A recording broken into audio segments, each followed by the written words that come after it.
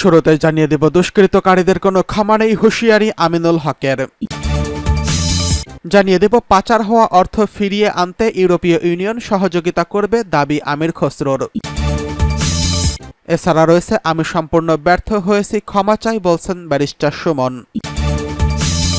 সর্বশেষ জানিয়ে দেব আমরা স্বাধীন হয়েছি, স্থিতিশীল হতে পারিনি বলছেন মির্জা ফখরুল। দুষ্কৃতকারীদের কোনো ক্ষমা নেই বলছে আমিনুল হক। ঢাকা মহানগর উত্তর বিএনপির সদস্য সচিব আমিনুল হক বলেছেন, দুষ্কৃতকারীরা যে দলেরই হোক না কেন তাদের ক্ষমা নেই, তাদের বিচার অবশ্যই হবে। কোনো এলাকায় কেউ দখলবাজি কিংবা সহিংসতায় জড়িত থাকলে আইনশৃঙ্খলা বাহিনীর হাতে তুলে দিতে হবে। বিএনপি এসব জায়গায় জিরো টলারেন্স।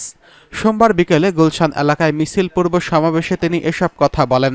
আমিনুল বলেন, গত 17 বছরের স্বৈরাচার শেখ হাসিনা সরকার বাংলাদেশের মানুষের উপরে যেভাবে জুলুম, নির্যাতন ও নিপীড়ন চালিয়েছে তার অবসান ঘটেছে। বাংলাদেশের ছাত্র জনতার গণ অভ্যুত্থানের মাধ্যমে বাংলাদেশ আজ স্বাধীন হয়েছে, স্বৈরাচার মুক্ত হয়েছে। আমরা কেউ চাই না বাংলাদেশে আবার নতুন করে স্বৈরাচার তৈরি হোক।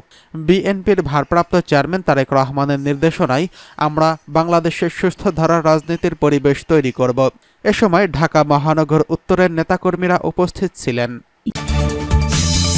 এদিকে পাচার হওয়া অর্থ ফিরিয়ে আনতে ইউরোপীয় ইউনিয়ন সহযোগিতা করবে বলছে আমির খসরু। বিদেশে পাচার হওয়া অর্থ দেশে ফিরিয়ে আনতে ইউরোপীয় ইউনিয়ন সহযোগিতা করতে রাজি, এমনটি জানিয়েছে বিএনপির স্থায়ী কমিটির সদস্য আমির খসরু মাহমুদ চৌধুরী। সোমবার সকালে গুলশানে বিএনপির চেয়ারপারসনের রাজনৈতিক কার্যালয়ে ইইউর ভারপ্রাপ্ত রাষ্ট্রদূত বার্নস স্পানিয়ারের সঙ্গে বৈঠক শেষে গণমাধ্যম কর্মীদের তিনি এসব কথা জানিয়েছেন। ঘণ্টাব্যাপী এই বৈঠকে বিএনপির মহাসচিব মির্জা ফখরুল ইসলাম আলমগীর, স্থায়ী কমিটির সদস্য আমির খসরু মাহমুদ চৌধুরী, সাংগঠনিক সম্পাদক শ্যামা ওবায়েদ উপস্থিত ছিলেন। এতে দেশের সার্বিক পরিস্থিতি, অর্থনৈতিক অবস্থা, আগামী নির্বাচনে পাচার হওয়া অর্থ ফিরিয়ে আনার মতো বিষয়ে আলোচনা হয়েছে।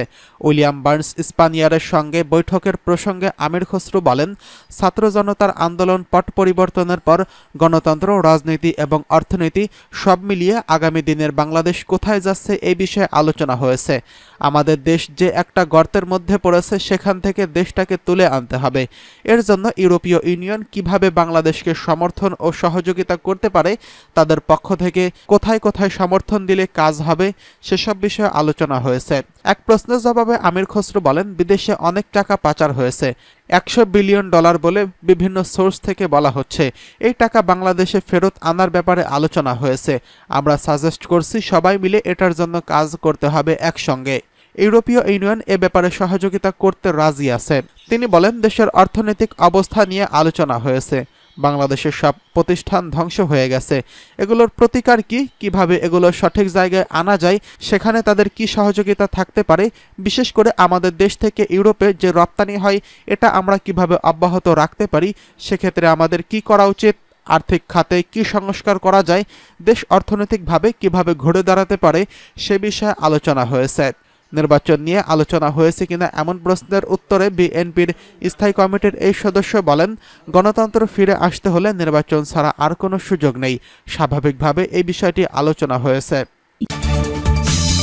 আমি সম্পূর্ণ ব্যর্থ হয়েছি, ক্ষমা চাই বললেন ব্যারিস্টার সুমন। শেখ হাসিনা সরকার পতনের পর মুখ খুললেন আলোচিত সাবেক সংসদ সদস্য ব্যারিস্টার সাইয়েদুল হক সুমন। তিনি শুরু থেকে কোটা সংস্কার আন্দোলন বা বৈষম্য বিরোধী আন্দোলনের সঙ্গে ছিলেন বলে দাবি করেছেন। একই সঙ্গে তিনি শিক্ষার্থীদের সঙ্গে থাকার বিষয়টি বোঝাতে পারেননি জানিয়ে দুঃখ প্রকাশ করেছেন।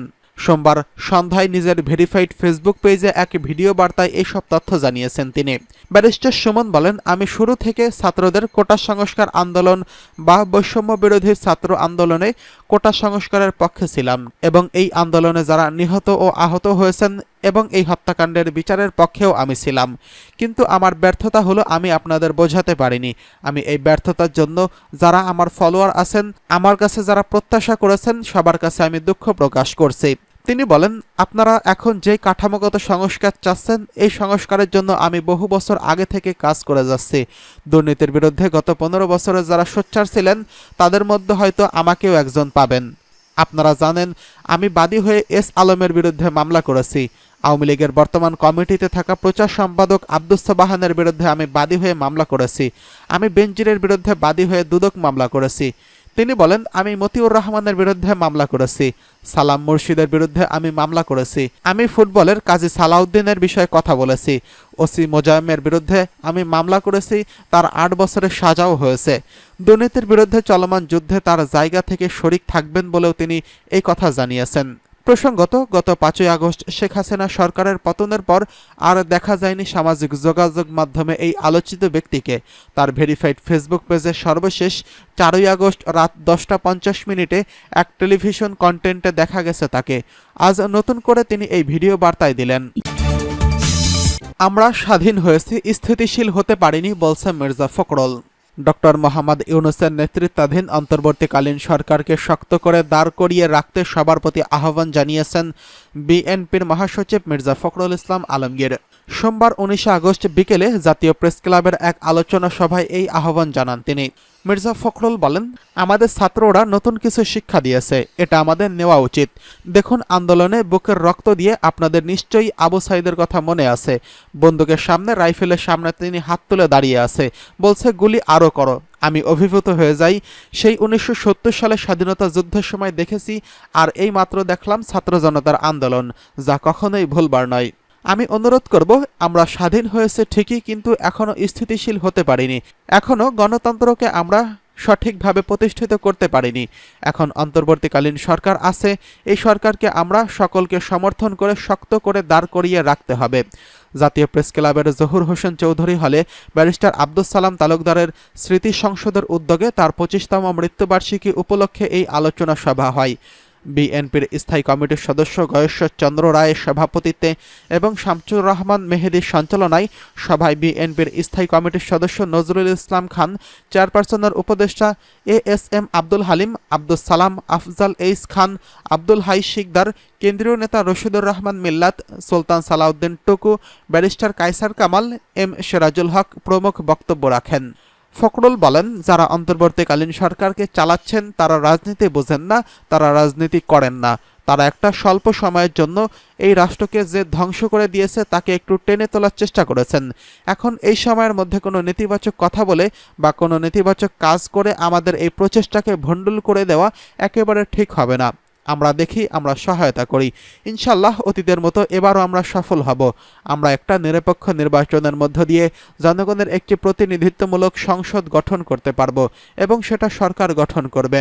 মহাসচিব আরও বলেন, দেখবেন আমরা 31 দফা সংস্কার প্রস্তাব দিয়েছিলাম, ছাত্র নেতারা এই সংস্কারের কথাই বলছেন।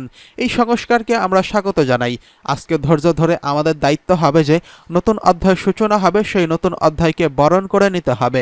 আজকে যারা এখানে এই বিজয়কে ম্লান করে দেওয়ার জন্য আমাদের অপকর্মের সঙ্গে জড়িত হয়েছে তাদের উদ্দেশ্য ষড়যন্ত্রমূলক। তারা দেশপ্রেমিক না, তারা দেশদ্রোহী। তাদের বিরুদ্ধে আপনাদের রুখে দাঁড়াতে হবে।